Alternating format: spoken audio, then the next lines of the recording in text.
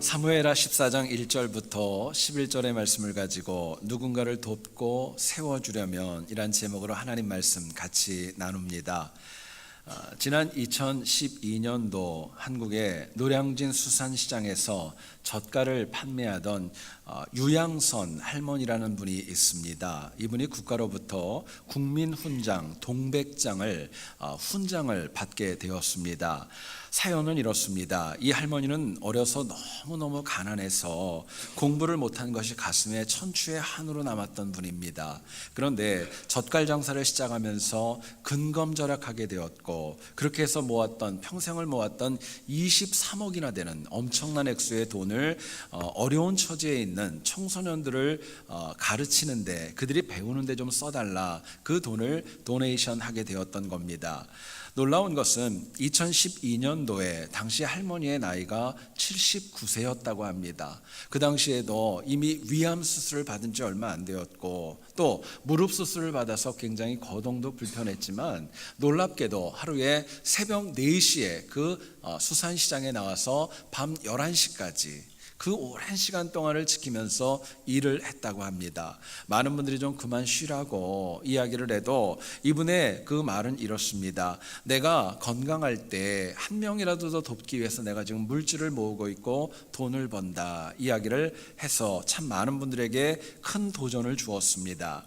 여러분, 이 땅에는 자신이 받은 은혜를 나누고 타인을 돕는 데 쓰는 분들이 참으로 적지 않습니다. 문제는 많은 사람들이 이 유양선 할머니처럼 타인을 돕고 또 세우는 그런 모습을 보면 우리의 마음에 그런 생각이 들어요. 참 대단하다, 정말 참 놀랍구나, 참 부럽다, 그런 마음이 들지만 정작 우리 주변에 있는 누군가를 도우며 사는 영혼은 사실은 그렇게 많지 않습니다. 여러분, 내가 이 땅을 살아갈 때, 내가 힘들고 어려울 때 내 주변에 있는 사람들이 나를 안 도와주고 힘들게 하는 이유가 과연 무엇일까? 엄밀히 얘기하면 많은 이유가 있지만 어쩌면 내 삶 가운데 누군가를 도와주는 삶이 멈추었기 때문이 아닐까 여겨집니다. 달리 말하면 내가 타인을 진심으로 선한 목적으로 돕고 세우면 그 도움과 세움은 결국 나에게 은혜로 돌아올 수밖에 없기 때문에 그렇습니다. 오늘 본문을 보면 다윗의 아들 가운데 압살롬이 암논을 죽입니다. 그리고 이것으로 인하여 아버지와 많은 사람들을 피해서 그술 땅으로 망명을 떠나고 무려 3년의 시간이 지났습니다. 시간이 지나면서 다윗의 마음에는 압살롬이 참 많이 그리웠어요. 요압이 이 다윗의 마음을 알고 드고아에서 한 여인을 뽑아서 다윗과 압살롬의 화해를 돕기 위해 나름대로의 지혜를 짜냅니다. 그러나 다윗은 이 모든 계획을 전혀 몰랐습니다. 그리고 오늘 같이 읽었지만 드고아 여인의 그 아프고 힘들고 한스러운 그 사정을 듣고 너무너무 그 여인이 딱한 마음이 들었던 겁니다. 여러분, 그래서 이 다윗은 그 드고아 여인을 정말 돕기를 원하는 마음으로 그 여인의 말을 경청해 줍니다. 그런데 여기서 중요한 것은 도움의 성격입니다. 요압도 압살롬과 다윗을 도우려고 했지만 그 마음에는 거짓이 좀 있었고 가식도 있었고 계산함도 있었습니다. 반면에 다윗의 경우에는 정말 말 그대로 순수한 마음으로 그 드고아 여인의 아픔과 그 눈물을 닦아주기 위해 도우려 했던 것입니다. 여러분, 사람은 사회적인 존재이기 때문에 누군가의 도움을 받아야만 이 땅을 우리가 사실은 힘있게 살아갈 수 있습니다. 그런데 때로는 누군가 나를 돕고 세워준다는 것이 그분의 원래 의도와는 좀 다르게 누군가에게 상처를 줄 수도 있고 아픔을 줄 수도 있습니다. 중요한 것은 돕고 세워주는 것이 귀하지만 정말 중요한 것은 바르게 돕고 바르게 세워주는 것입니다. 여러분이 잊지 마셔야 될 것은요, 우리가 누군가를 돕고 세울 때 인간적인 생각과 계산으로 도우면은요 문제가 발생합니다. 그러나 역으로 하나님의 마음을 가지고 하나님의 은혜를 가지고 하나님의 사랑을 가지고 도울 때는요 그 가운데 열매와 상급이 있는 것입니다. 여러분, 부족하고 연약하지만은요 하나님의 마음으로 돕고 세울 때 진짜 하나님 기뻐하는 도움이 될 수 있기 때문에 그렇습니다. 오늘 본문을 통하여서 우리가 누군가를 돕기를 원하지요. 과연 어떻게 돕는 것이 진심으로 돕는 것인가? 본문이 주는 메시지를 같이 한번 나누어 보기를 원합니다. 첫 번째는요, 누군가를 돕고 세우기를 원한다면 꾸미고 가식적이고 계산적으로 돕는 것은 하나님 기뻐하는 거 아닙니다. 오늘 본문을 보면 요압은 다윗의 마음이 압살롬을 향하고 있다는 것을 눈치채게 됩니다. 그리고 나름대로 지혜롭다고 여겨지는 드고아 지역에 어떤 익명의 여인을 뽑아가지고 그 여인에게 이렇게 지시를 해줍니다. 너가 가서 왕 앞에 엎드려서 보이는데 상주처럼 상복을 입고 가라. 기름을 바르지 말고 가라. 죽은 자를 위해 오래 슬퍼한 여인처럼 그 표정과 그 말투로 나아가라 이야기합니다.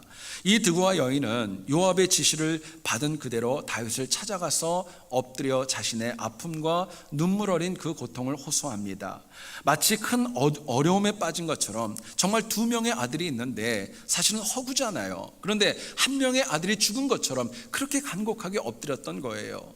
본문 7절의 내용을 보시면요, 사실은 드고아 지역에는 전혀 상관도 없는데 그곳에 있는 사람들이 마치 자신의 아들 중에 하나를 또 죽이려는 것처럼 그 사람들도 나쁘게 만들 정도로 다윗에게 혹할 정도로 거짓으로 다가갔던 것입니다. 여러분, 한번 저는 말씀을 묵상하며 생각해 봤어요.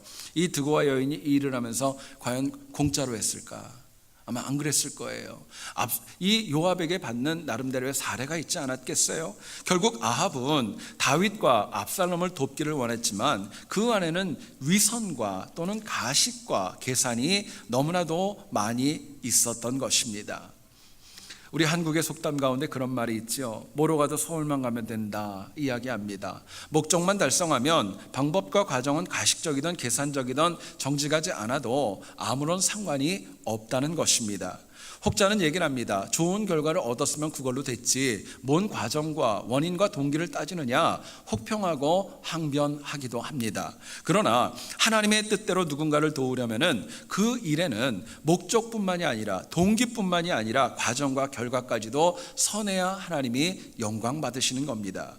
여러분, 많은 분들이 타인을 도울 때에 사실은 진정 어린 마음보다는 내 입장과 내 생각이 들어갈 때가 참 많이 있어요.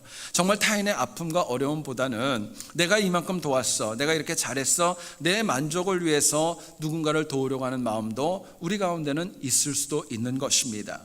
자, 그렇다면 우리가 가식적이고 계산적이지 않으려면 과연 어떻게 해야 될까? 본문은 저희들에게 이렇게 말씀합니다. 우리가 누군가를 도울 때 진심으로 도와야 됩니다. 그리고 실제적으로 도와주셔야 돼요.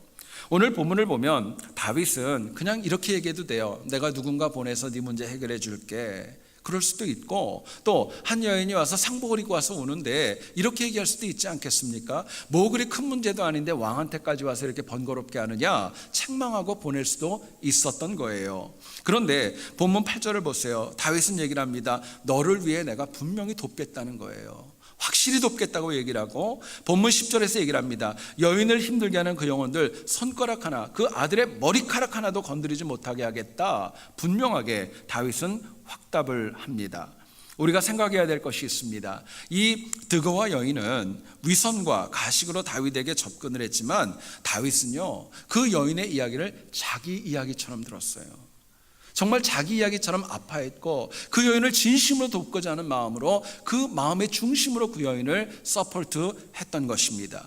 여러분, 만약에요, 이게 허구의 이야기지만 드고아 여인이 정말 이런 어려움이 있었다면 다윗은 진짜 도왔을 겁니다. 사람을 파송했을 것이고 그 모든 후속적인 문제도 다 해결해 주었을지도 모르겠어요. 여러분, 우리가 살면서 누군가한테 도움을 받습니다. 그런데 작아 보이는 일이라도 진심으로 도움을 받으면 우리 마음에는 감격이 있고 감사가 넘칩니다. 그런데 큰 일이라도 어쩔 수 없이 억지로 도왔다는 거, 마지못해 가지고 나를 도왔다는 것을 내가 알게 되면 오히려 고맙기보다는 내 마음에 상처가 커지는 것입니다. 여러분, 하나님을 믿는 주의 백성들은 내 주변에 있는 영혼들을 진심으로 도와야 될 줄을 믿습니다. 여러분, 근데 더 중요한 것이 있어요. 더 중요한 것은 하나님이 보시기에 정말 내가 도와주는 그 마음에, 그 행위에, 그 동기에 얼마나 진심이 있는가, 이게 참으로 중요합니다. 여러분, 진심은, 정직한 것은 사람의 마음을 움직입니다. 다쳤던 마음을 열리게 합니다. 감동을 주게 되는 능력이 있어요. 오늘의 문제가 있다면 모든 일들이 매사에 진행은 참 많이 되는데 그 가운데 형식이 많고 마음의 중심과 진심이 너무나도 많이 결여되어져 있다는 데에 있습니다. 여러분, 실제로 진심으로 돕지 않기 때문에 말만 하고 실제적인 도움으로 연결되지 않는 것입니다. 여러분, 진심으로 돕고자 하지 않기 때문에 누군가를 돕기는 도왔어요. 근데 내 마음속에 기쁨과 감사와 은혜보다는 찜찜함이 있고 마음에 뭔가 부족한 뭔가를 느낄 때가 더 많이 있는 것입니다. 여러분, 그러나 진심으로 돕고자 한다면요, 그 도움의 행위는 형식적으로 나타나지 않습니다. 실제적으로 나타납니다. 사람의 마음을 열어줍니다. 그 사람의 인생을 살리는 결과로 초래할 수 있는 것입니다. 여러분, 또한 우리는 누군가를 돕는 것만이 중요한 것이 아니에요. 우리가 하나님의 일을 할 때도 우리의 마음에 진심으로 행하는 지혜가 필요합니다. 여러분, 생각해 보세요. 내가 하나님 앞에 열심히 봉사하고 내가 하나님 앞에 헌신하고 주의 일을 뭔가를 할 때 사람들은 거기에 대해서 속을 수도 있어요. 그런데 하나님은 그렇지 않습니다. 하나님은 정확히 아시는 거예요. 사람들은 내가 좀 어쩌면은 거짓으로 조금 좀 꾸며서 뭔가를 하면은 고마워할 수도 있지만 나중에 우리가 하나님 앞에 섰을 때 하나님 우리를 향해 이렇게 얘기할 수도 있어요. 나는 너를 모른다고. 주여 주여 했지만 너를 모른다고 주님 말씀하신 것처럼 그 말씀으로 책망하실 수도 있는 것입니다. 누가복음 10장을 보면 주님은 선한 사마리아인의 비유를 말씀하십니다. 어떤 사람이 길에서 강도를 만났습니다. 굉장히 크게 상처를 당하고 또 매를 맞고 거반 죽게 되었는데 아시는 대로 제사장과 레위인은 그 아픈 영혼을 그냥 보고 그대로 지나쳐 버립니다. 그런데 모두에게 천대받았던 사마리아 사람만 자신의 물질까지 들여서 상처받은 영혼을 도와줍니다. 여러분, 여기서 주님은 그 질문했던 영혼에게 다시금 반문합니다. 누가 진짜 이웃이냐고. 주님이 왜 사마리아인을 진짜 이웃으로 했을까? 강도 만난 사람에게 물질적으로 뭔가를 주었기 때문에 그런 거 아닙니다. 정말 중요한 것은요, 상처받은 영혼을 진심으로 돕고자 하는 사마리아인의 마음을 주님이 아셨기 때문이었어요. 여러분, 마음이 있으니까 진짜로 도왔고 그 도움이 결국 하나님에게도 인정받을 수 있게 되었던 것입니다. 어떤 분들은 그렇게 얘기를 해요. 마음은 돕기를 원하는데 내가 잘 표현을 못해서 내가 그냥 마음으로만 그럴 때가 참 많이 있다 이야기합니다. 그러나 우리가 진심으로 누군가를 돕기를 원한다면요, 우리의 마음과 표현도 함께 나타날 수밖에 없는 것입니다. 여러분, 우리가 가만히 보면 그래요. 누군가를 도와야 되는데 때로는 귀찮다고, 때로는 바쁘고 분주하다고, 남들도 다 안 그러는데 왜 나만 유난 떨며 이 일을 해야 되느냐, 실제적인 도움과 진심으로 돕는 것을 외면할 때가 적지 않습니다. 여러분, 그렇기 때문에 사실은 내 삶 가운데에도 하나님이 주신 은혜를 베풀 수 있는 기회가 점점 더 사라지고 있는 것입니다. 어떤 칼럼에서 본 이야기를 소개합니다. 길거리에서 어떤 거린이 구걸을 하고 있었습니다. 많은 사람들이 돈도 주지 않고 그냥 지나치고 있었는데 한 명의 남성이 다가와서 그 영혼에게, 거린에게 돈을 준 다음에 거린의 손을 꼭 붙잡고 간곡하게 진심으로 이렇게 얘기를 하더랍니다. 많이 주지 못해서 너무너무 미안합니다. 힘들어도 하나님을 의지하면서 힘을 내십시오. 미래가 좋을 겁니다. 하나님 은혜가 있을 겁니다. 이야기를 했어요. 혹자가 이 모습을 보고 이 남성에게 이렇게 물어봤습니다. 왜 당신은 이렇게 하느냐고. 남들처럼 하지 않고 왜 이렇게 손까지 잡고 더러운 사람의 손까지 왜 잡느냐 물어봤더니 이분이 이렇게 답변을 합니다. 초대교회, 예루살렘 교회는 거린이 있고 어려운 사람이 있으면 먹을 것만 주지 않고 식탁에 청하여 함께 먹고 위로하고 진심으로 도왔습니다. 나도 그렇게 하고 싶었습니다. 이야기를 하더래요. 여러분, 우리 한국교회의 역사를 보더라도 정말 평양이나 그 교회에서 은혜 받은 많은 분들은요, 정말 거린들 집에 들여와서 먹이고 옷을 입히고 그런 경우가 얼마나 많이 있었습니까? 실제로 여러분, 이 가운데 누가 제일 큰 은혜를 받았을까요? 얼마 되지 않는 물질이었지만 진심으로 자신을 돕기를 원하는 그 사람을 본 거린의 마음이 아마도 가장 큰 은혜로 채워졌을 것입니다. 여러분, 잘 들어보세요. 진심이 없는 도움, 진심이 없는 구제는 상대방을 더 아프게 할 수 있습니다. 상처를 줄 수 있어요. 그리고 사람은 영적인 존재이기 때문에 나에게 다가오는 그 영혼이 진심으로 다가오는지 가식으로 다가오는지 계산적으로 다가오는지 모르지 않습니다. 결국 부족해도 진심으로 돕게 되면요, 하나님이 그 열매를 아십니다. 상급으로 채워주시는 거예요. 여러분, 우리가 항상 내 주변에는 얼마든지 도울 수 있는 분들은 많이 있을 겁니다. 어쩌면 여러분들 머리에 지금 생각이 날지도 모르겠어요. 우리가 그 영혼을 향하여서 진심으로 도와서 하나님이 인정받는, 하나님께 인정받는 우리 모두 될 수 있기를 주님의 이름으로 축원드립니다. 두 번째로 생각할 것은요, 우리가 누군가를 돕기를 또 세워주기를 원한다면요, 내가 직접 하셔야 됩니다. 내가 직접 도와줘야 돼요. 오늘 본문 1절을 보세요. 스루야의 아들 요압이 왕의 마음이 압살롬에게로 향하는 줄 알고 이야기합니다. 주목해야 될 단어는 알다라는 단어예요. 히브리 원어인 야다라고 하는 이 동사는 무엇인가를 체험적으로 알다라는 말입니다. 우리가 사무엘 하를 묵상해 오고 있지만 처음 부분에 이 요압이 북이스라엘, 그러니까 소위 사울 계통에 있었던 아브넬이라는 영혼을 암살함으로 인하여서 다윗과의 관계가 굉장히 껄끄러워집니다. 다윗이 그 요압을 굉장히 책망을 하게 되죠. 요압은 그럼에도 불구하고 다윗과 모든 정복 전쟁과 모든 과정을 함께 했기 때문에 누구보다 다윗의 마음을 잘 알았고 누구보다 다윗의 계획을 잘 알았던 영혼이었습니다. 문제는 그렇게 잘 알았지만은요, 특별히 압살롬을 향한 마음을 너무 잘 알았지만 오늘 본문을 보면 요압은 본인이 직접 나서서 다윗을 도우려는 것은 회피하게 됩니다. 오히려 드고아 지역에 익명의 어떤 여인을 불러다 놓고 그 여인의 입에 자신이 하고 싶은 말을 일일이 넣어주어서 그 여인이 간접적으로 다윗에게 이야기하도록 이끌었던 거예요. 그런데 여러분, 한 번만 더 생각해 보세요. 드고아 여인이 얼마나 지혜로웠는지는 몰라요. 그러나 정말 다윗과 오랜 기간 동안에 동고동락했던 요압처럼 다윗의 마음을 알았겠습니까? 사실은 그러지 않았을 거예요. 그런데도 요압은 직접 나서지 않았고 이를 통하여서 잘 되면 자신의 공이고 안 되면은 자신이 뒤로 도망갈 수 있는 퇴로까지도 마련해 놓는 그 모습을 보였던 것입니다.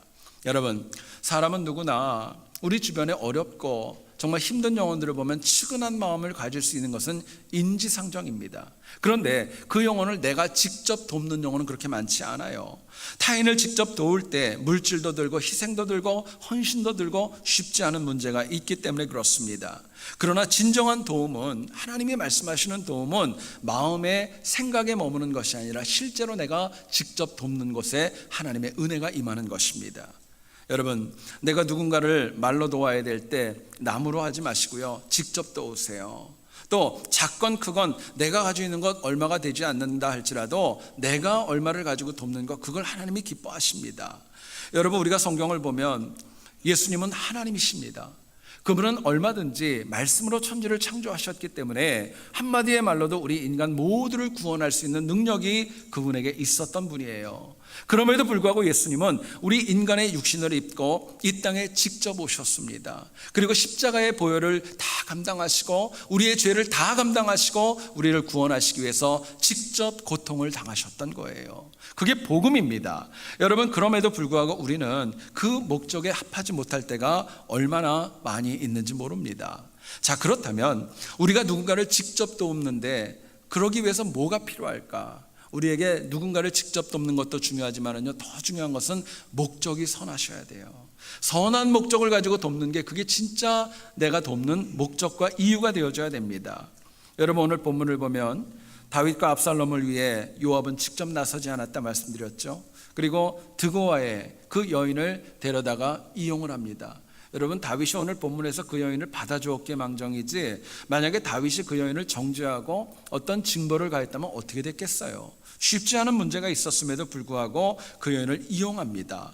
학자들이 왜 요압이 직접 선한 목적으로 나서지 않았는가, 그 이유를 이렇게 두 가지로 설명을 합니다. 하나는 말씀드린 대로 아브넬 사건으로 인하여서 소원해진 다윗과의 관계를 좀 원해가지고 잘 좀 풀기 원해서 간접적으로 그 여인을 보냈다는 거예요. 두 번째는 그 다윗의 많은 아들들을 보니까 압살롬이 비록 지금 망명가했지만 가장 탁월했고 이 친구가 나중에 차기 대권 주자가 될 수 있기 때문에 그 영혼과의 관계를 위해서도 앞으로의 일을 위해서도 자신이 드고아 여인을 택해서 도우려 했다는 것입니다. 여러분 참으로 재미있는 이야기입니다. 결국 요압은 다윗과 압살롬을 돕되 국가의 안녕과 평안과 왕을 위해서, 왕자를 위해서 했던 거 아니었어요. 오히려 요압은 자신의 사익과 출세가 먼저였고 심지어 뒤탈을 없애려고 하는 그런 치밀한 계획까지도 그 안에 있었다고 주석학자들은 이야기합니다. 여러분, 문제는 이처럼 악한 목적을 가지고 다윗과 압살롬을 어쩌면 억지로 화해는 시켜놨어요. 근데 결과가 어떻게 되었습니까? 얼마 지나지 않아서 압살롬이 반역을 일으키게 되고 다윗은 쫓겨가지고 죽을 위기에 처하는 어려움도 겪게 되지 않습니까? 여러분, 하나님은 저희들에게 오늘 이 시간에 분명히 말씀하십니다. 누군가를 돕기를 원하느냐? 직접 하고 선한 목적을 가지고 도와라 말씀합니다. 만약에 선한 목적으로 돕지 않는다면 이것은 사실은 돕는 척하는 것이고 하나님 기뻐하는 거 아니라고 저희들에게 강하게 말씀하십니다. 여러분, 아브라함이 롯을 돕기 위해서 가병 318명을 움직인 것은요, 선한 목적 때문이었습니다. 역으로 야곱이 밧단 아람에서 그 자기의 외삼촌이었던 라반을 20년 동안 도왔던 것은 선한 목적이 아니라 자신의 아내를 위해서 또 물질을 위해서 그렇게 좋은 목적은 아니었던 겁니다. 여러분, 다시 강조합니다. 우리가 누구를 돕기를 원한다면요, 순수함으로 또 진심으로 선한 목적으로 그렇게 도와야 하나님 주시는 열매와 상급이 있다는 것 마음에 꼭 새길 수 있기를 원합니다. 저희들이 성경을 보면 사도 바울은 한때 기독교인과 복음을 박해하는 핍박자였습니다. 다메섹 도상에서 주님을 만난 이후에 비로소 과거의 모든 것을 배설물로 여길 정도로 완전히 바뀌게 되지요.